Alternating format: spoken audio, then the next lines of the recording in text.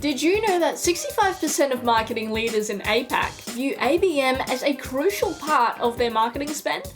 And that the emergence of generative AI is transforming the marketing landscape? Want to learn more marketing insights? Well, download the 2023 State of Account-Based Marketing in APAC report with the link in the pod description. You'll have valuable data points and key takeaways all at your fingertips after the single click of the download button. Get your copy now and find out how you can transform your ABM game today.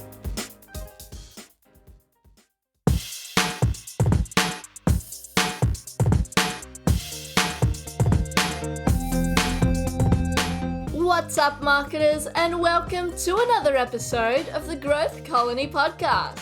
I'm Liza from Xgrowth to tell you that each episode we bring in B2B leaders to chat about how you can achieve those everyday wins in the marketing world. Whether you're new to the B2B game, working at a leadership level, or even just showing some interest, we know you'll love the episode. So grab a drink, get comfy, and enjoy the show. Hello everyone, welcome to another episode. I'm Shaheen Hoda with Xgrowth, and today I'm talking to Kim Robertson, Head of Marketing, about why marketers should aim for the Chief Revenue Officer role. On that note, let's dive in. Kim, thanks a lot for joining us. Thank you for having me. I'm very excited to be a part of it today. Absolute pleasure. And I'm excited to talk about this as well because the CRO role has been around for a little while, but a lot of people are trying to define it and talk about like who should take that role and then what should be the responsibilities of that role. Some organizations just say, hey, that's just the head of sales basically in the organization, and some organization is that sales and marketing reports into it. So I want to start with getting your definition of how do you define the CRO role? I think from my perspective, it really is that you are responsible for every revenue generating customer facing line and the team that supports that function. And it spans the entire customer life cycle. So you're responsible ultimately for revenue protection and revenue growth. And what I've seen through a lot of reading, because as you know, I'm super passionate about what is still, I think, an emerging role here in Australia. Obviously, the US, it's quite different. But this is really our opportunity. And I think we're best placed as CMOs or marketing leaders because we do span that entire life cycle of the customer. And I think one of the critical success factors in this, setting up this function within an organisation from my reading and research has been around that having a dedicated revenue ops team. So you have those customer facing lines such as marketing, sales, customer success, account management, if you like, and customer support. And you're really responsible for driving the entire integration and alignment across all of those functions within the organisation. And the critical success factor is having that dedicated revenue operations team that's supporting those customer-facing functions, whether it be Rev Finance, Rev Tech, Rev Data and Insights, being very customer and market, focused. So that would be my definition. So for me, it feels very clear-cut. Yeah, it's very, I get that from your description for sure. I guess my question would be, traditionally, we see the CRO role being filled by a VP of sales or, a head of sales. Mm-hmm. What do you think are the attributes that marketers need so that they become considered for that role and they better position themselves to kind of take on that role?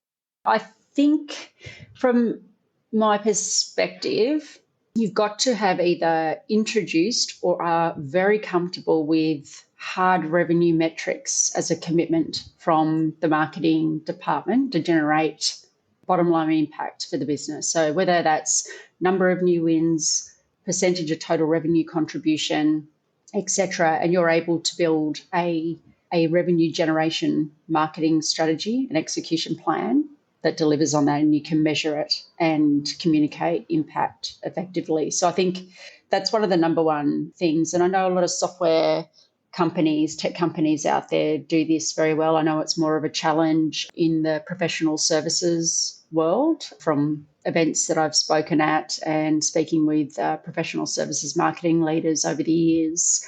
They find it very difficult to measure impact directly, and they're also dealing with the partner models. Sales is absolutely still very much king in those traditional professional services organizations, but definitely from a software or tech company perspective, they've been very comfortable with hardline metrics for a long time now. So that's like a baseline.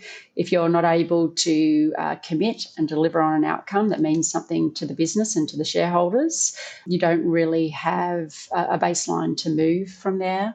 I think secondly, it's been very curious around, business or finance acumen, having that and being very focused on growing your understanding. Like I'm always very quick when I move into a new role, supporting a new brand or moving to a new business, that I develop a very strong relationship with my CFO to the point where I offer to do weekly commercial updates in their absence.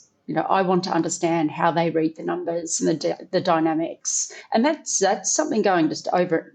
I don't think it's over and above the role of a CMO. At the end of the day, you are a revenue generating engine and you need to understand how our business makes money and profit. So I think that also helps there when it comes to looking at the chief revenue officer role and what you would ultimately be responsible across the entire life cycle. I think also taking a very much a leadership position in not only developing the business strategy, I won't say brand because I don't want people to think I'm speaking about marketing alone here, but what are we doing as a business to differentiate and win in the market for the next 12 months ahead? That is absolutely a collaboration with the rest of your peers at the exco level, but that you're really in the driver's seat bringing insights and shaping what that looks like. But not only that, you're also looking and driving the discussion around the next 3 to 5 year strategy for your business. I think by having that natural curiosity as a marketing leader and building your knowledge around where are those opportunity points across the customer life cycle for your organisation to firstly protect revenue and opportunities to add value to customers, so therefore generating new revenue streams, and bringing those to the table at an exco level is also a really compelling thing.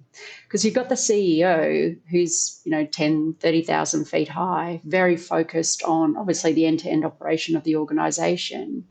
But, they're very focused on board engagement, shareholder engagement, etc. CFOs are very much, around, they've been highly trained and are amazing at counting what has been, so a very internal view and a lag indicated kind of focus, not necessarily market focused shareholders, aside, but they use historical numbers to then forecast out from there. And I think from a sales leader perspective, it's really interesting. They're very much trained and measured on shorter term thinking. I know that's probably quite a controversial thing to say, but that's their role and that's what they're great at. And it's how they're incentivized. And even the most strategic sales leaders that I've worked with have been only on that first half of the entire customer life cycle. So acquiring the customer, onboarding, and then handing over to customer success or account management. So they don't necessarily have that end-to-end visibility that the marketing leader has. And that's why I am so excited about the opportunity for the CMO to move into that broader remit across the business. Those are great attributes and very, very solid points. I mean, from having those hard revenue metrics to the understanding from the finance perspective, there's great points. Do you think there is you talked about kind of the differences between tech and services. I'd love to dive a little bit deeper into that. And what do you think are some of the differences there? Or what do you think is maybe unique? Because obviously tech is a lot stronger in the US, maybe in the UK than it is here in our region. I'm very curious to hear your thoughts on the CRO function for, you talked about services or basically outside of tech. Is there a unique element to it compared to tech? Are there things that you think are different in our space than it is, or in the services space, other than the tech space? I think with professional services, it's the structure of the organisation to begin with, right? So they have the partner model, etc. We typically don't have that in the tech world. Tech can be, you've got your large enterprise, account-based marketing, but you also have the transactional element, which is where marketing can really shine and is required because it's high volume to drive an impact. So it opens the door to have those conversations around hard metrics for contribution to the bottom line. From the professional services marketing leaders that I've chatted to, events that I have been to or presented at, and I recently was invited to be on a panel, it was the great debate, should marketers have hard metrics or not? And I invited my sales leader to come along with me because I thought that would add to the argument as well. And I was obviously very much for hard metrics and measurement. We had a tier 2, tier 3 services organisation and PwC, and they were arguing for against, but we all agreed. It was a bit of a laugh, like we all agreed that we should have hard metrics to support our businesses. It's just more difficult and challenging in the professional services space. And we asked how many marketers in the room, and there may have been 60 to 80 marketing leaders in Australia in the room, how many of them actually had hard revenue metrics, and maybe 2 put their hand up. For them, I think it's services is not as tangible as a product or a technology. The deal sizes are typically, larger, more ongoing and more complex. The sales cycle is longer.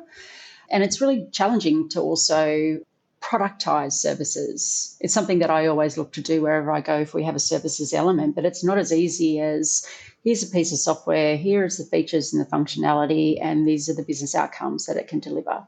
Versus we have a consultant who has 15, 20 years experience in mergers and acquisitions. Do you see what I mean? Like it's very difficult to make that connection. And so I just think it's it's more complex in the services sector. And you've got the actual structure of those organisations, typically being, partner-led. So the partners own everything. They're also responsible for sales as well.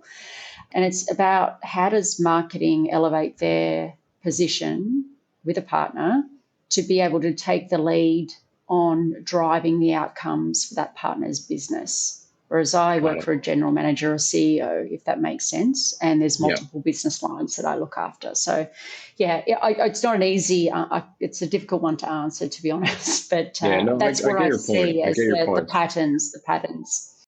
Very valid, very valid. I want to slightly change the direction of this, and I want to also get your thoughts. We did touch on this, that, sales tends to be the role that takes over the CRO position.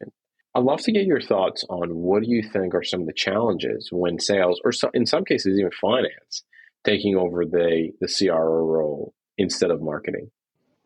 In terms of the challenges? What do you think, why do you think that is not as good of a fit when sales or finance take over the CRO role instead of marketing?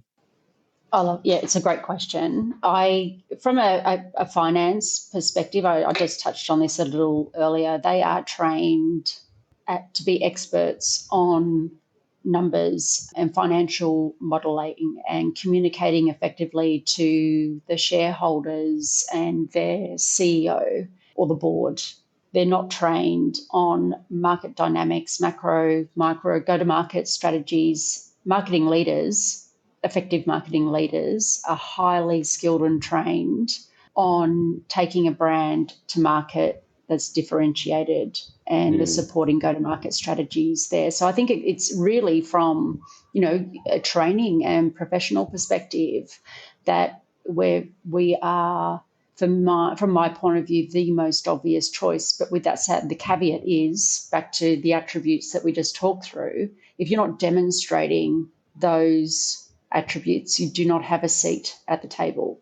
to even begin or even to be considered for the CRO role. So it's sort of, there's your baseline. You've got a seat at the table, and then I would beg to differ that if you were a highly effective CMO with the attributes and others, of course, that we've discussed before, up against the CFO, I think there's a really compelling case as to why the marketing leader should be the right person for that role. Yeah, that's a great point. That's a great point. And from a sales leader perspective, I've worked with so many incredible sales leaders, some not so amazing, and I'm sure they've worked with some marketers that aren't that amazing as well. But even the most strategic sales leaders, they are so well honed in their profession to take a first meeting through to close and that sales cycle. They are looking month to month, quarter to quarter as they attain their goal for the 12 months. They're not looking beyond that. They don't have time to look beyond that.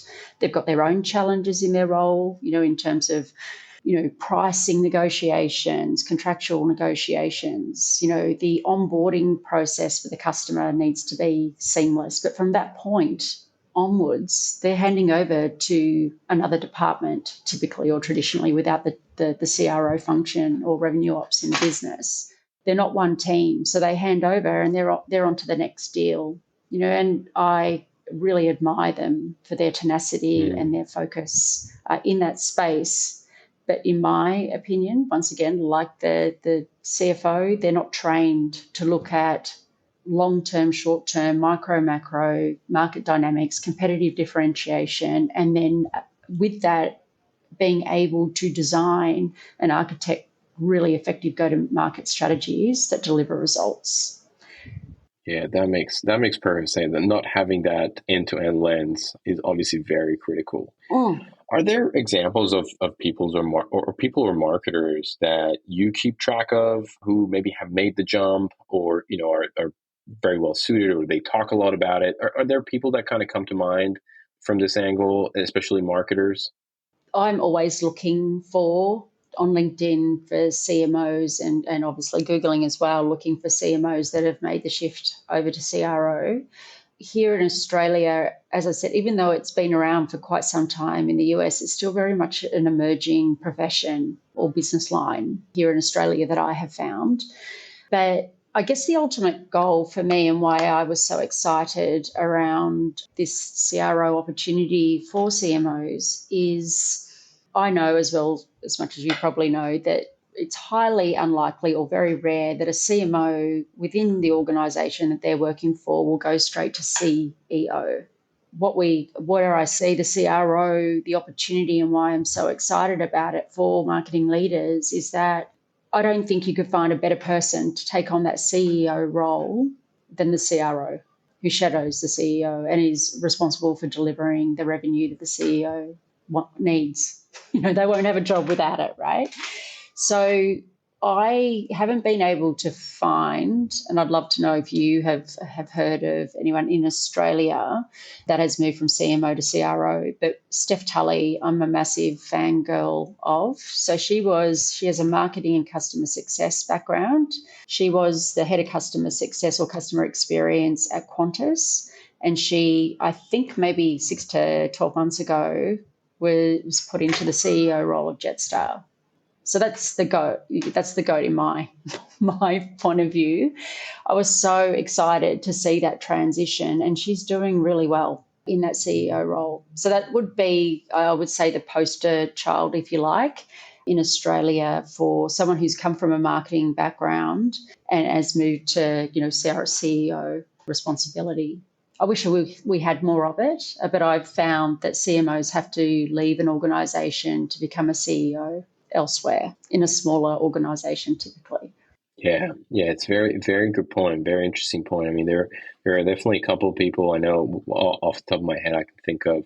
For example, Sixth Sense CMO, who very recently moved to the CRO role.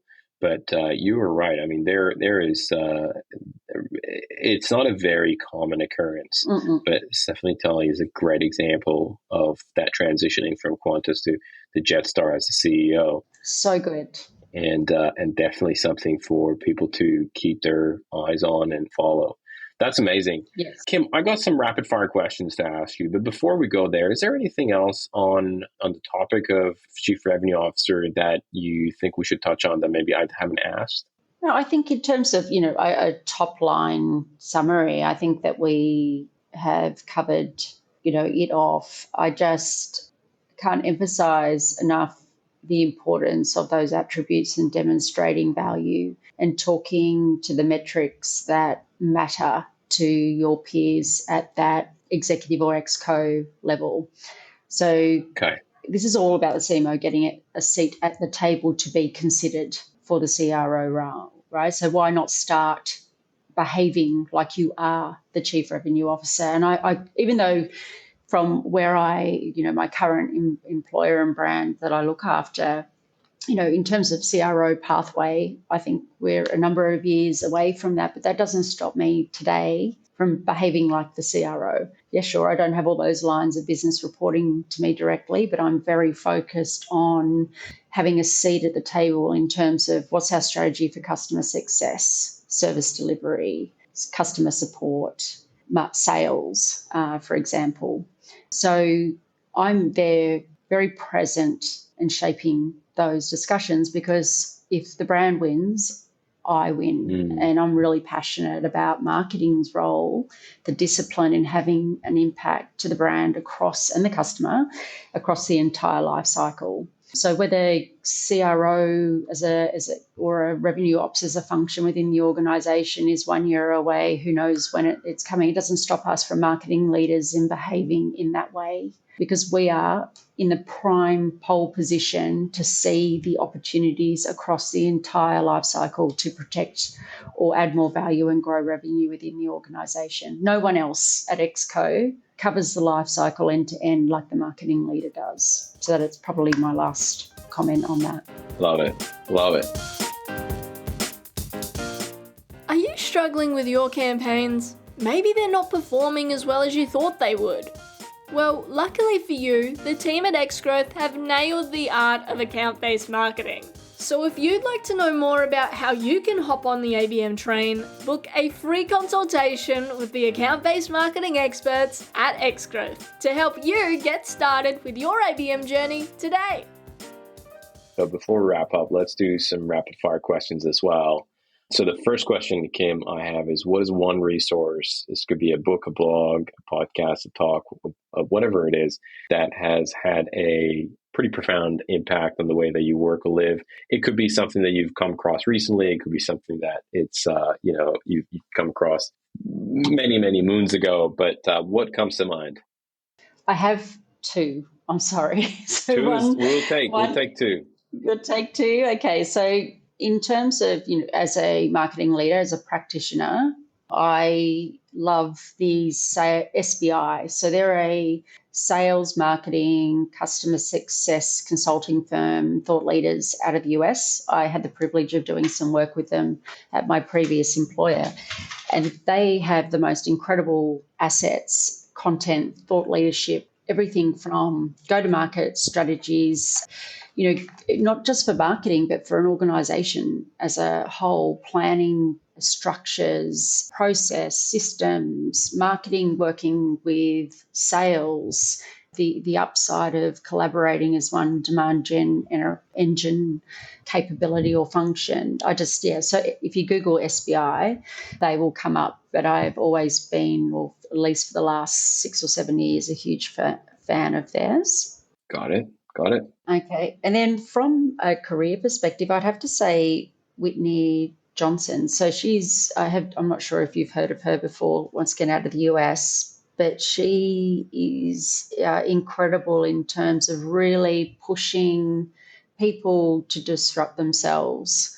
So when you're starting to get comfortable in a role, that's time to move. So we are all creatures of comfort and safety, and better the devil, but she's a huge advocate for, don't settle.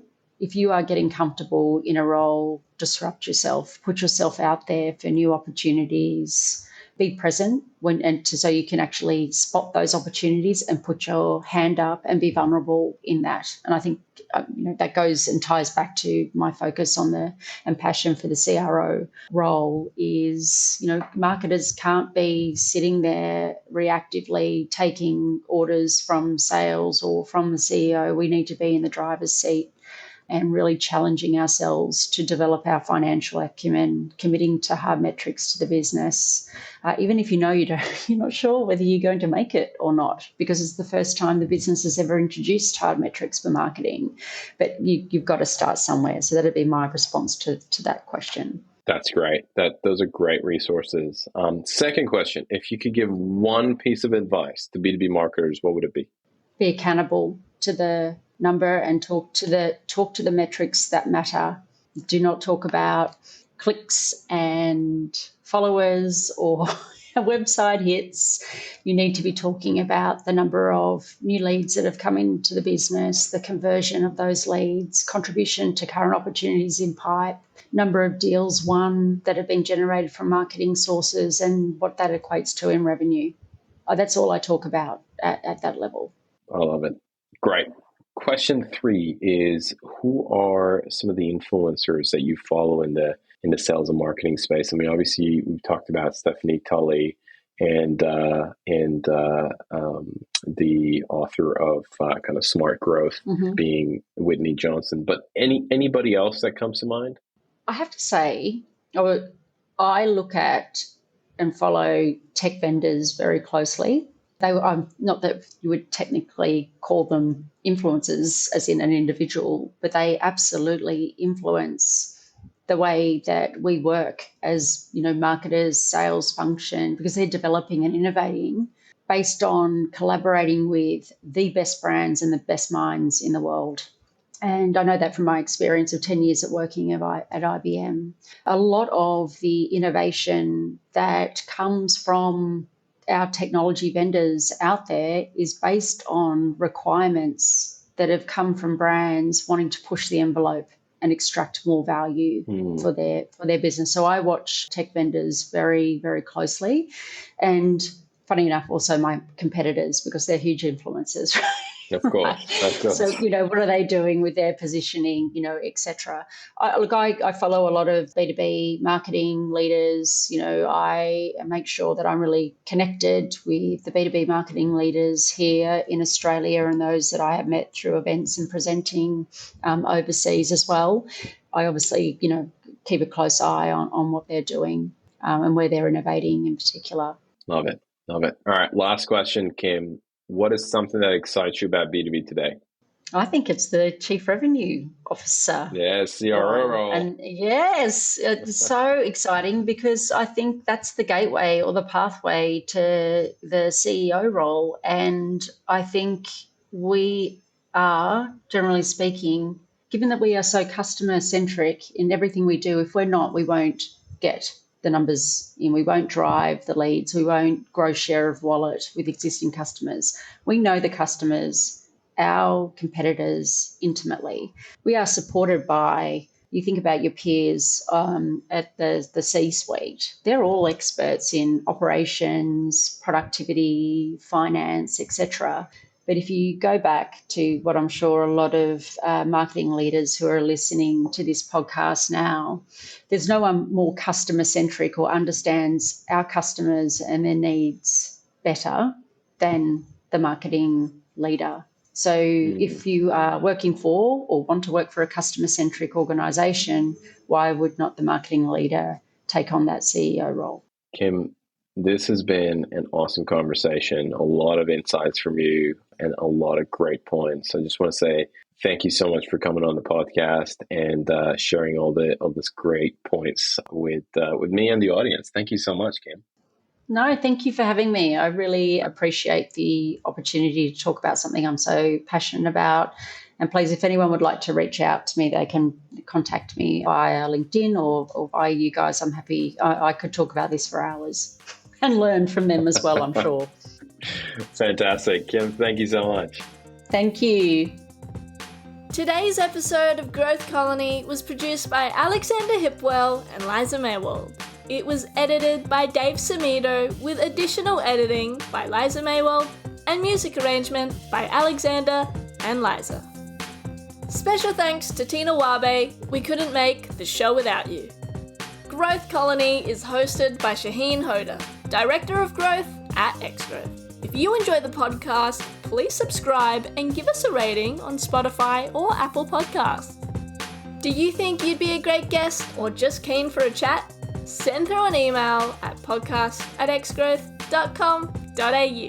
That's podcast@xgrowth.com.au. That's all for now. We'll catch you next week, right here on Growth Colony.